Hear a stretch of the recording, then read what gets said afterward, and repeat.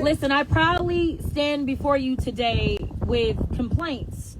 My complaints have to do with the inaction, or maybe it was the intentional actions of this rogue administration and, yes, the Republicans that are flanking it.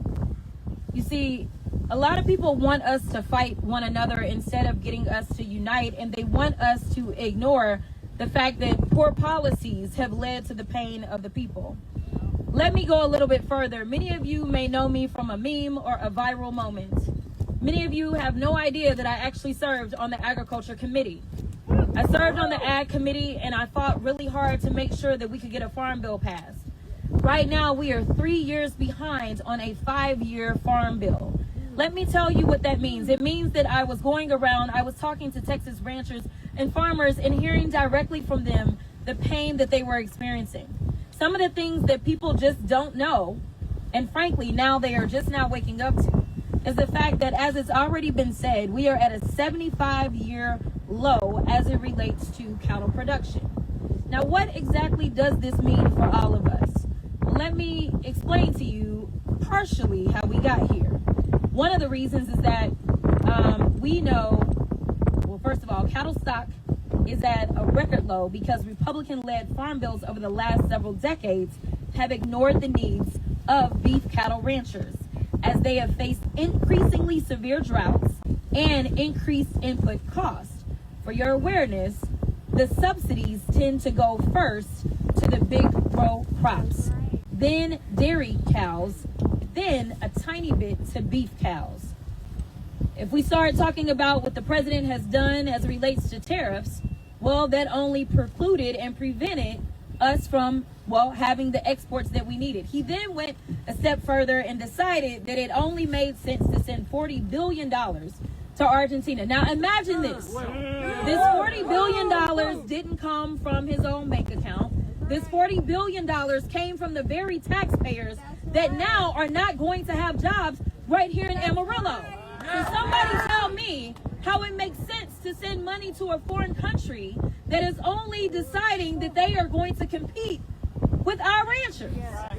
You're putting, while cutting ACA subsidies and so many other things. I'm just here to tell you that I am tired of this right versus left rhetoric. This is about right versus wrong. Like, I need people to take just one moment and think for a second. Forget the fact that you like a R. Forget the fact that you think red is the best color. That's right. Focus on what is happening here. That's right. It doesn't matter if you don't work at Tyson. If you live in this community, you should care. That's right. Because when Tyson workers are out of work, what does that mean for everybody else? It means the entire economy is going to struggle. Listen, I lived in East Texas. I know what it is to live in rural Texas, and I understand the threats that come when the tire plant may shut down. And in fact, we have a chicken Tyson's plant very near where I used to live. I lived in Texarkana. We had one right there in Mount Pleasant. Trust me, I know this life. I know that this community should be surrounding every single Tyson worker in this moment. And again, while I know that we still have our fair share of issues that we need to deal with as it relates to worker safety, Lord knows I worked on some things specifically around meat packing plants when I was on the Agriculture Committee, and some of the safety concerns that we have, as well as the pay. But right now, the biggest issue that we have is that we have a federal government that has decided that it doesn't want to work for the American people.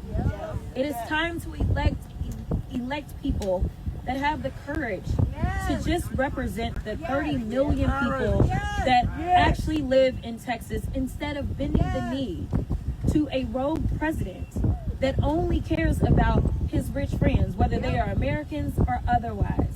So I am here because it matters. I know a lot of people see politicians pop up and do things because it's out of convenience.